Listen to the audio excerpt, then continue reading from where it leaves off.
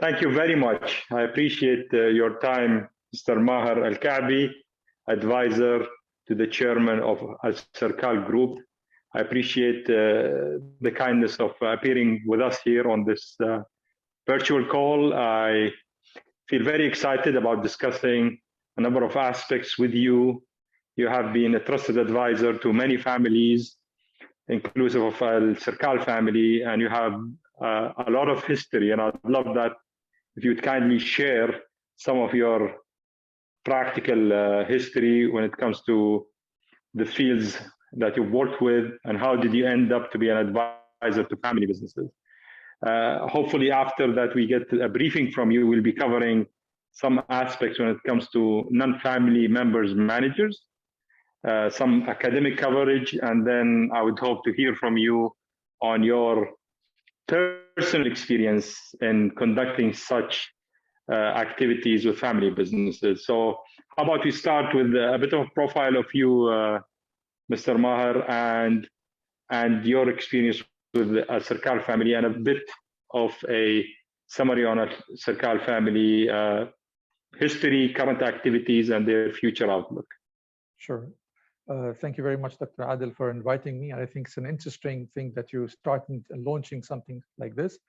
I hope that this would definitely benefit a wider audience in the future. And of course, we will be refining this as we will be discussing as well off the call.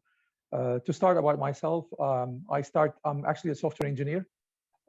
I started programming as early as when I was 9 years old, when computers were very primitive at that point of time.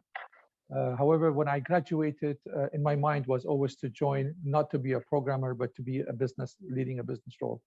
And it lasted only 1 year when I was softly developing software for companies. And later on, I joined banking, that was Citibank. Stayed there for 15 years, roughly, covering locally, regionally, various roles. Citi is always put you to the sea and make you swim. So it's a very good background in terms, it's an institution, it's a university by itself.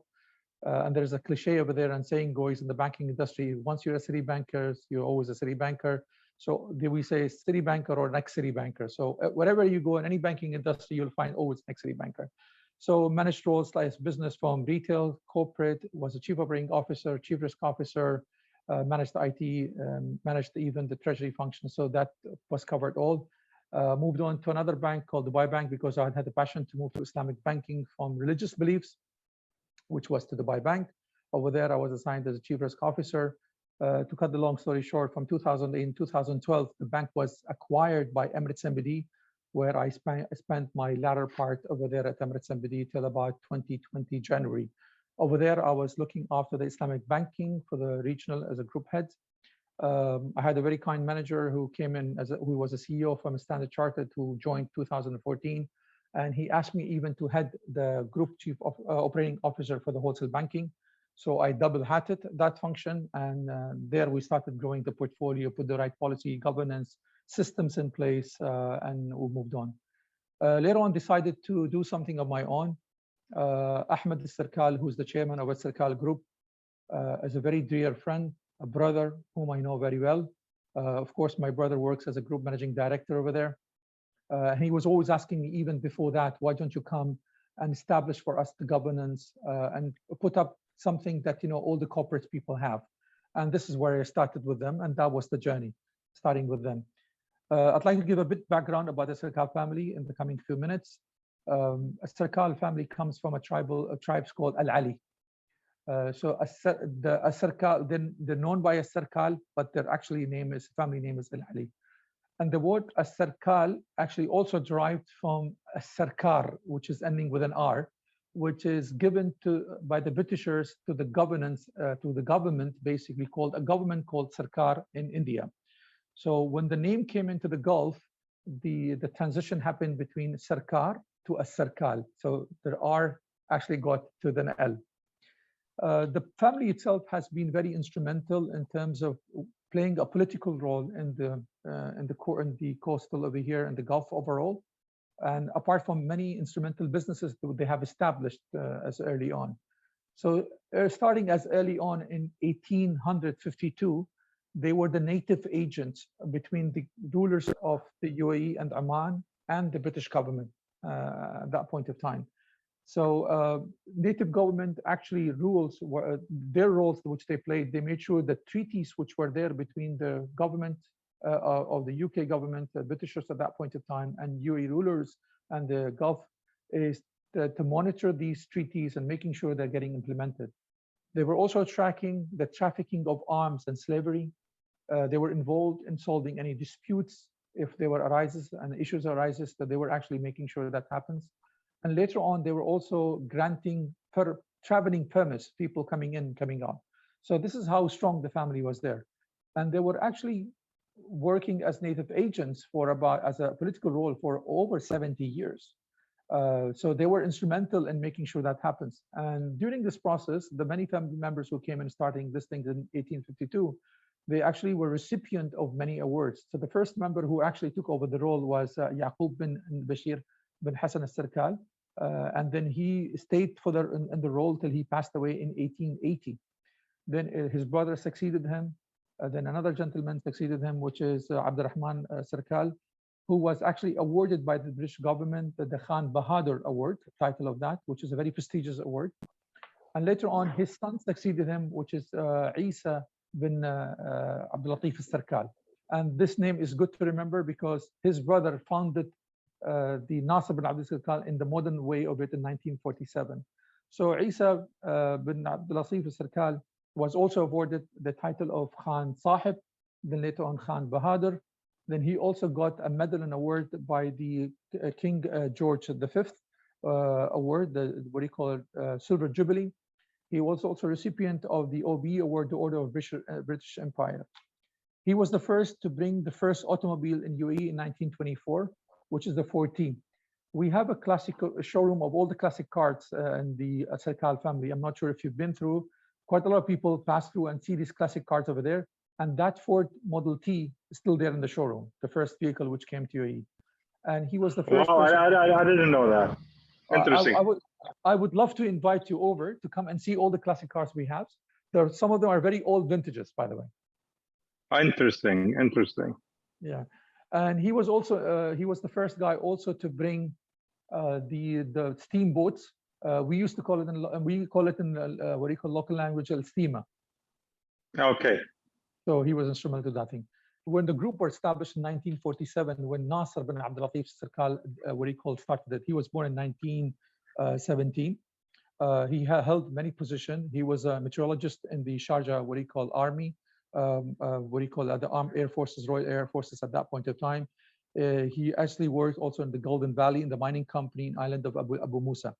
And he, of course, many businesses he managed. He managed the trading business in UAE, the pearl business in UAE before. Many equipment he brought in terms of the generators. And I wanted to share a few slides so we can see pictorially, if that's okay, to see this. Yeah, go ahead. That's lovely. Yeah. Okay, so I'll just put these slides up. Okay. Here you go.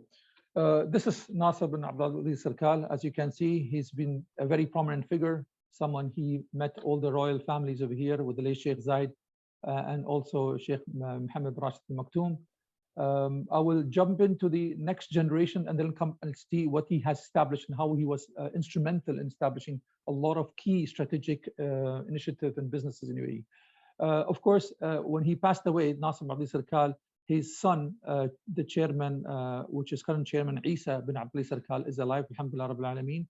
And he has the third generation, which is the Abdullah Sarkar, and you have Ahmed Sarkar, who's the current chairman of Alserkal Group.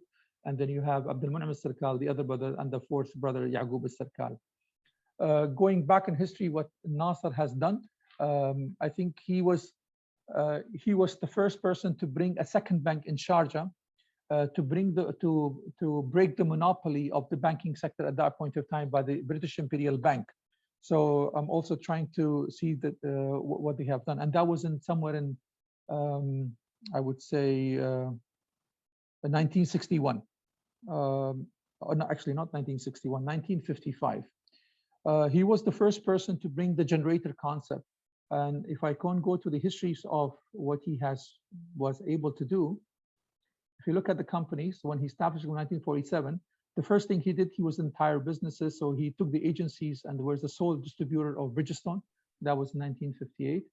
Of course, they were the founder and the current shareholder and the chairman of the board for the Pepsi in 1959, as old as that goes. He bought the first telephone, and through which the Ittisalat was established. He was actually instrumental in finding the Ittisalat in 1960, which many people don't know about that. He was also the founding member of DIWA in 1961. He brought the first generator for his house, and then he brought the generators for the families, and he supplied the generator to them. And then he was behind establishing the DIWA. He was the vice chairman and board member for that institution. He started the first bank. We started the first bank in Dubai, which was National Bank of Dubai, which later on got merged with the Emirates International Bank and formed the Emirates MBD, currently known. They're currently the founding member and also the current shareholders that the bank started in 1963. And then after establishment of DIWA, he also founded the SIWA, the Sharjah, what you call Electricity and Water Department, in 1963, also in Sharjah. So he actually, and he was the board member, of course, for that. Established another bank, founding member of Commercial Bank of Dubai, still exists, one of the old banks, 1969. They started the Dubai Insurance Company in 1970, what do you call currently shareholders and board member as well.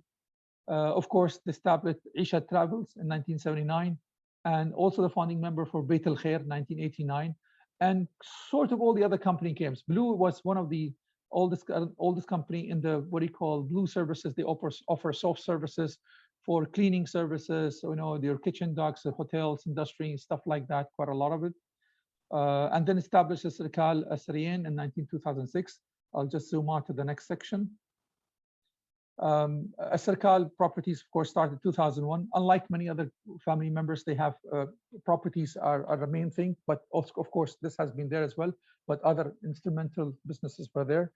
Alserkal Avenue, which is, I think, a going place to a lot of people. It's a very unique concept whereby this used to be, what do you call, storehouses over there, has been converted to a lot of establishment where people have restaurants, shops, many happening places. This is the right time actually even to go and visit because of the nice weather, because you can go out with your family. Yeah, it's a beautiful space, very artistic.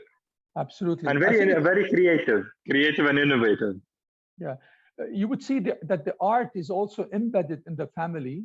So they, because of this thing, they have established an art gallery in 2013. But this is also coming from the perspective, because many of the Sarkar families were actually even poems, and they were writing poems. Even the current chairman, Isa bin Abdul Sarkar, he actually writes a lot of poems, very nice one.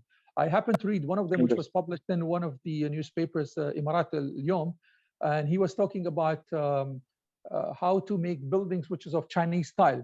So for some reason that did not go through. So he wrote a very beautiful poems on that aspect as well. I don't hold of it, but I will try to search for that. Very innovative idea that we have established, which is very instrumental for the country and the city, which is this environmental plant that we have, which started in 2007. Now, many of the municipal waste that we go today for the food establishment, particularly the hotels and the restaurants, all the fat and oil and grease today, earlier used to go to the municipal lines, and a lot of clogging used to happen. Now, we know in Western walls, they have this there where you have a grease trap installed, a company will come and clean it, and they will take this waste and then will take it to a plant and they will recycle them. Now, this was not existing in UAE. So the family, Ahmed Sarkar, who's the chairman of the Alserkal Group, went to the Dubai municipality as early on 2006. So he started working on regulation to making sure that this is supposed to be there, and how to save the city from the millions of dollars they used to spend on unclogging the municipal lines, because that has to be sometimes the line has to be broken, digging has to happen, and the lines could be in the roads and many other places. So this is a plant which is one of a kind in the entire Middle East. So even our neighboring countries, other countries in the Middle East do not have it. And we'll talk about when we talk about the expansion plan, we'll come to that thing. And then in 2007, an Amaraf plant was established at Green Mountain. There are 3 plants in Dubai today, which actually takes the waste and recycle the waste. So one of them is ours, and there are 2 other partners as well as there. And glass factory is there. A United Trans, which was established in 2008, another unique concept. today you see all the metros. We were the first people to actually took the 10 years on the OEM of the United Trans, where all the metros maintenance were carried out by us. And we also won the award to supply the locomotive and the wagon and the passenger trains for Etihad Rail for Abu Dhabi. So we're the sole agent for that. We also won the OEM, the maintenance for that as well for Abu Dhabi government. Very promising, very promising.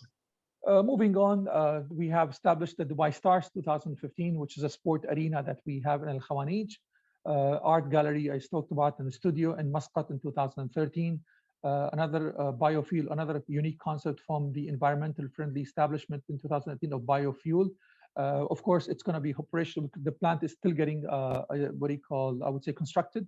It should be operated by this second quarter of this year, hopefully, inshallah, if not earlier. So this is basically all the used cooking oils today we have from the hotel industries and restaurants. They'll be used and converted to biodiesel, which will run to your plant, your vehicles, large vehicles, and also planes. ADNOC already signed the deal in making sure all the UCOs, used cooking oils, are actually used for their planes in the future as well. And 2019 was the establishment of Alserkal Art Foundation, and then Heritage Express, which is a very unique concept, which is all the tourists which comes to Dubai today. We do have a tour guide which takes them and take them to all the tourist places in Dubai, make them understand how tourists work. There is also they take them to a place, a heritage place, where also given a background of our culture, UAE culture, what UAE and how has it evolved and what is it today. And they also taste the authentic local food to get to know and live the experience as well. So this is overall what the establishment is, the foundation history. They're into 4 countries: UAE, Oman, Bahrain, and Qatar. There are 820 employees. If we talk, of course, as a group, we're recipient of many awards by all the dignitaries of many things we've done. And if we to move forward, what we want to do in the future, So if you'll allow me, Mr. Maher, so currently at this point, first of all, it's such an impressive history for the family, and I mean, as a family, it's a well-known family, and their impact on the context they are in has historically been extremely positive, and continues to be very, very, very positive. This is exactly why such an initiative of having these kind of discussions are very dear to me, because families in general contribute so much to the economies they serve and so much to the societies they serve, and such stories need to be delivered to the wider audience. I mean, I did not know half of what you've said. I've seen few specific projects that I know that the Sarkar family were behind, but to have it presented in such a way is mesmerizing. I mean, I've been neighbors to one of the Sarkar family houses, and we've been, together for a long time. I still didn't know. So this is quite mesmerizing. Before we get into the future, if you would kindly help me just to identify, and I know their scope of activities are really, really wide, but how would you summarize it today? I would believe they are in real estate, they are in the financial sector, I understand they are in waste management. What else, if you could help me a bit, into like summarizing what they are in today? They're also into investments, and that's something was also established to make sure how do we transition over there, where we can do recurring investments. Dividends are coming in from these investments. It could be something like a post-seed round or other well-established investments that we have today, whether locally or even internationally. So are you saying they are trying to slowly but steadily move away from operating businesses into becoming more of an investment house, or do they put equal weight in between operating businesses as well as investing and becoming pure investors? Right. I wouldn't think we are transitioning to be fully investors, but I think we're trying to bring some of the sector part of it, some of those industries to the portfolio. So it's more from diversification perspective, not solely relying on whatever we have built, because those are yielding fruits today. Like, for example, one of the biggest agencies that we have today, which is the Bridgestone. It is the largest one we have in the entire UAE, and many other sectors. The building itself is titled Alserkal. It's such a beautiful building they have in Dubai, yeah? The Bridgestone building. It's amazing. And I believe the Ford T model that you're mentioning is seated there with it. Is it there? It is there. So I would really invite you when you have time. So I'll take you through all the classical cars over here. And it's such a beautiful building. Yeah, it's such a beautiful building. Yeah. There is a replica of the same building, exactly the same, on the opposite road, by the way, but it's hidden between buildings. It's on the main road. That's okay. I'll pay attention, definitely. And interesting. I'll take your invite, by the way. Sure, I'll get it coordinated, definitely. Fantastic. So moving from now and into the future, what do you think the family is seeking? What's their vision? One of the things which is also embedded in the culture of the family is environmental, and it ties in very well with the word actually transitioning to. So if you speak to any of the investment houses, the word ESG and SDGs will actually become a mandate. So a lot of investors who wants to invest, the first thing they'll ask now about, okay, what are you doing for the environment? Is these investments are related and friendly to the environment or not? But as you saw, the environmental plan that we have started in 2007, this is emanating from the self-realization that we ought to do something for the environment, and it's very important. And the second plan that we're going to be hopefully operating this year also, how do we make sure that it's environment and it's actually tying in very well to the buzzing word which is happening nowadays, the circular economy. How the produce that we have today, they go back and circle and can be reused. Now, many people actually misses the concept of circular economy. They come into the second stage and making them using it. But what we're trying to do is, how do we, the product itself that we have today, actually full recyclable? So the second plan we talk about today, the oil which will be used for cooking by the establishment, they'll be used and recycled back to the environment for them to be used in very different things. So the key thing is, how do we expand this concept, not locally, but also regionally? Of course, locally within the Emirates of City of Dubai, City of Sharjah, City of Abu Dhabi, and the Northern Emirates. And regionally, we want to establish a similar plant in Bahrain. We want a similar plant in Saudi, which is the biggest market over here. We're already in advanced talk. We have an MOU being signed already. However, COVID 2020 did not make it happen and actually dragged to 21. So we're probably making a visit to visit the minister to sign a contract over there. Saudi has been already worked on the plan over there. We do have established a company over there, and we will go there and establish a plant as the COVID situation eases out as well. Fantastic. And I think I used to run also a waste management and recycling facility, and oil price the rise of oil price where it is today should help, I believe. Would you agree? Definitely. I think if we would have asked this question 15 years ago, there was a lot of doubts in people's mind, and yes. But that doubt is actually evading slowly. I think the reason is because now the people and investors are becoming very climate conscious, to be honest with you. Okay. And they would know that. And it is financially viable, and it is a sustainable investment. Because absolutely. Basically, if you get these and the technologies allow for converting them into biodiesel, or converting into methane, or any other usable form of energy at a financially interesting rate, equal or cheaper than current oil prices, it works financially. So you're making money and you're doing the environment good, and that's a beautiful model. Would you agree? Absolutely. And as the new one becomes a mainstream, the technology is helping in making the cost very cost effective, and that's why it is easier now to move in, whether it's anything what's to do with the solar, the batteries, and so forth. So the rapid now changes and improvement in technology, making it happen faster. I agree. So environmental is something that is definitely in the agenda. Sure. Fintech and health tech is also in agenda. Anything to do with digital world. The whole world is moving Fantastic. over there. We're trying to also move internally to digitize our processes from digitalization to digitization. So is that in investing in startups in these fields, or creating your own ecosystem and your own offerings, or a mix of that? Currently, it is, first of all, to look at the startups. However, so what we've done to make sure that this is governed properly, we created an investment committee. The investment charter is there. We put in the right the committee members over there. We allocated what funds need to go to what sectors. So we try to be within those main framework. So it's not, okay, what we like and what we do. No, it's properly done.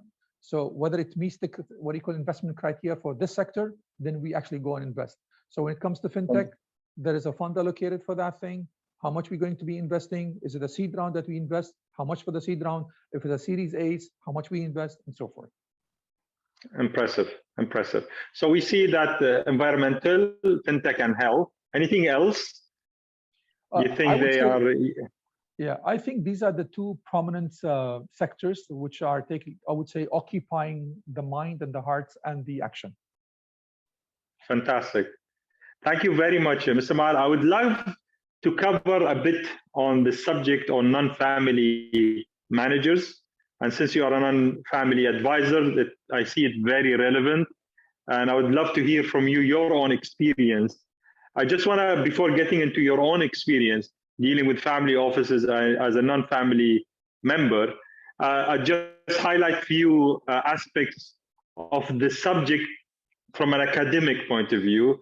As you might be aware, Mr. Maher, I mean, academically, statistically, it hasn't been clearly identified that businesses run by family members versus businesses that are not, or that are run by non-family managers have clear financial distinguishments. If you look at it from a statistical point of view, and especially on listed companies. But I would also want to highlight few papers that came recently just explaining recent developments in certain views as with regards to non-family members. To start the whole thing, I just want to give out one definition of what a non-family manager is. According to Klein and Bell's research paper published in 2007, which is cited frequently, non-family managers, shortened as NFMs, are managers who do not have a blood, marital, or adoptive relationship with the owner family. This is a common definition that goes around. A PwC research shows that between 2015 and 2019, the revenue of family businesses managed by external executives grew by 7% on average, while those managed by members of the owner family grew only by 4.9%. Now, reading through that with a pinch of salt, it might have some level of indication. A 2021 paper, a recent one, by Fang, Madison, and other co-authors, those are iconic researchers in the field, highlights how family firms with below average performance significantly benefit from employing non-family managers, whereas family firms with above average performance do not experience the same benefits. Interesting. The Family Business Survey in 2016 by PwC revealed that 73% of family firms looking to grow aggressively have non-family executives, or have no family non-executives in the business, indicating that there is a gap. And families need to be aware of benefits of non-family executives being involved. Or let's try to use the terminology non-family managers in the context of this call. So covering it academically with a pinch of salt, I wanted to hear from you your own experience being involved as a non-family manager and or advisor, and how did you find that experience? Would love to hear from you. Sure. I'll actually go back to the definitions you have mentioned and why the different reports have different things happening. I think one of the things researchers have missed to do is the test groups and making sure the test groups and actual ones are actually compared together. And to fast forward, that's why you have 91% of S&P 500 listed companies have actually independent board members, fully independent board members. Of them, 3 only companies have completely independent board members, which are the 3 companies, if I recall, is McDonald's, Kraft, the third one, I don't remember them, but the 3 companies in the S&P 500. But the challenge is not only having an independent board member as say, or because there are two levels of it. One is the board membership, and then when you have the CEO who's running the company or the MDs running the company. Now, you may have one of the others, but honestly speaking, it really matters a lot for a company to see differently if you have both actually embedded there. But of course, that's all about the size of the business. As the size of the business increases and you bring and introduce the independence, this is where you'll be able to see the traction because of the governance they bring about, and to see, then it will be right to measure to see whether they have been yielding high result in terms of revenue or not. But if you, let's say, take an example, if you employ just the CEO or an MD for the company who may not, but you don't have the corporate culture and a structure and governance to solve the disputes that what board member dictates, which are our family members, the MD and the CEO may not have the enough power to go against or actually discuss a different area. From my perspective, very interesting. So from my perspective, what I see, and that is one of the key factor, which I think probably you and everybody else will call it, I used to call it, the torch holder of the family is one person who's holding the torch. It's important that the torch holder, the chairman of the company, he has the will and need and desire and the right objective of bringing independent members. If that is not there, it's not going to happen because your other board members, which is one of the challenging factors, why should we have them? So I personally, Ahmed, it's a dear brother and friend for a long time. So no matter how much I say, it would be less, but he has the vision, very forward-looking, that he wanted to make sure that there is a good independence governance created for the group he has today. And how does it transform to the second and third generation? We all know that only 40%, of course, maybe these are global statistics, like in the US, 40% only makes the second generation. The third generation is 13%, 3% of the third generation. We only know the success stories, but we don't get to hear about those family businesses where actually got demised. They're not there anymore. Why? Because of various reasons. So for ourselves, when we were mandated to look at these things by the chairman, it was how to establish the board, put the governance. How do we make sure that the decision making is more of in a structured manner rather than saying it, I like that or I dislike that. There is a code book that we refer to, which guide us, not to restrict us, because we still have our own views on how to bring an expert mind who have looked at these things from his past. What is the right thing work? So bringing the corporate culture and slowly embed it. Now, it's important to make sure that when we take on this journey, we don't implement everything one go, because then it will be all about breaking the people. But it's not about breaking, it's making them part of the journey. So one of the things we did, and we said, this is where we want to be in 5 years' time, for example. But what are the milestones and the phases or epics that we want to follow? And how do we make sure everybody understand those things? So we took really baby steps just to make sure that we slowly... What I call it democracy. Families are democracies. You have to massage them into an idea, definitely. Absolutely, I agree with you. Absolutely. But luckily speaking, I think we do have, Ahmed has very good board members, mashallah, Nasser, and he has... And would you highlight, your views on what is the criteria for somebody like Ahmed Nasser on, headhunting those non-execs? What goes into his mind when he picks the individuals? I think because he's very independent and forward-looking person. He understands this very well because he's also lived this culture with his grandfather.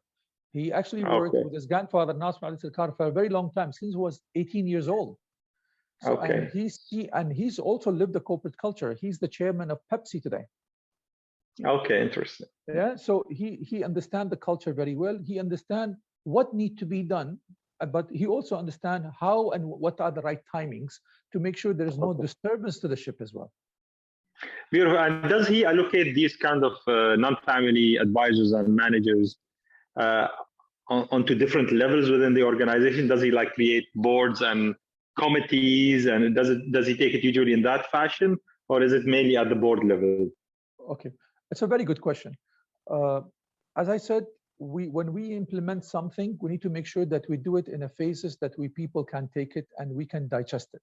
So the first thing we did is to work on the board membership. What are the TOR terms of references for the board? What are the duties and responsibilities? And making sure that is getting ingrained. The next steps would be the other board committees that we need to take, because we also don't want to increase expenses. And at the same time, we also want to make sure that people align. The reason why Dubai is successful very well, and why UAE is successful, is all about alignment between the leaders and the one down and second down and third down. And that's why our model has been very, very successful and taught globally. His Highness Sheikh Mohammed bin Rashid, Mohammed bin Zayed have done a fantastic job in making sure that they have the right people among themselves. Ahmed bin Nasser is the same of a kind. He's also embracing these changes, but making people accounted for. So we're taking those steps to make it happen. So in the companies as well, we, alhamdulillah, have independent MDs. None of the family members are leading the, what do you call, the verticals of companies. So they're independently ran, which is amazing, because that brings perspective of people from different backgrounds, different experiences, and this is how we are growing the businesses then. Fantastic. And does he accommodate or rotate them, like different expertise at different times, depending on the scope, and how often those rotations happen? Is there any defined way, or is it as and when needed? Okay, spot on. To be honest with you, we're working on a program. How do we rotate people? Because from my past experiences, we always rotated individuals and in organizations to learn something new and bring a new mindset and fresh minds as well. So we've not done that, I would say, holistically as a program. There were a few rotation happened, of course, individually at senior level and certain levels, or restructuring has happened, which forced the rotation to happen. But we will actually develop that as a program for rotation to happen as well. Beautiful. You know, I'm also a board member of a number of companies, and this is currently a challenge that I am facing, and reason why the world has changed so fast, and it's changing so fast, so dramatically, even when it comes to way of thinking. Yeah, we get so outdated so fast. And I see that in my kids. I mean, their language is so different than mine already. And I'm not that old. I'm old, but not that old. And it's mesmerizing how outdated individuals can be unless they keep track. And yeah, I acknowledge that. I acknowledge that.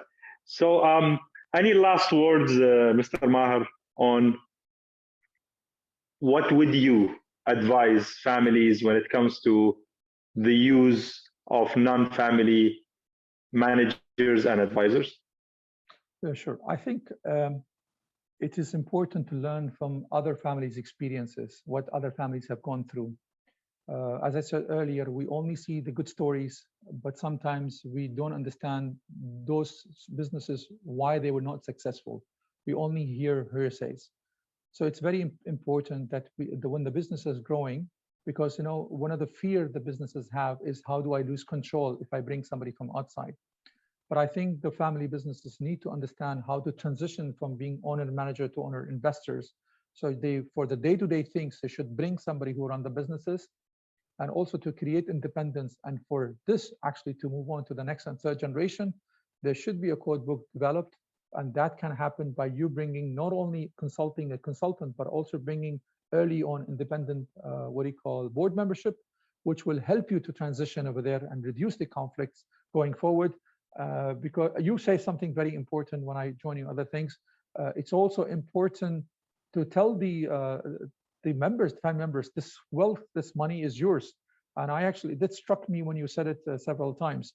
And I think bringing that clarity to the individual, making them happen that this is important, and showing them the power, as you have said in the previous engagement I have with you, showing them how to keep it together. It will grow faster. That can happen by bringing those people independently to manage the organizations for them. Thank you so much, Mr. Maher. I truly appreciate your kindness in joining me in this call. I would have to say I'm beyond mesmerized by the family Alserkal and their history and their current activities and their future visions. And I really respect their futuristic look into governance and how are they evolving this, the governance structures to accommodate expertise that hopefully would help the family grow more exponentially into the future, bearing in mind the huge changes that the overall global economy is facing. So thank you very much. I truly appreciate your time here, and I hope to see you very soon in person. Sure. Thank you very much. So kind of you to invite me over as well. Thank you very much. Thank you, sir. Thank you. Appreciate it. Thank you. Bye. Thank you.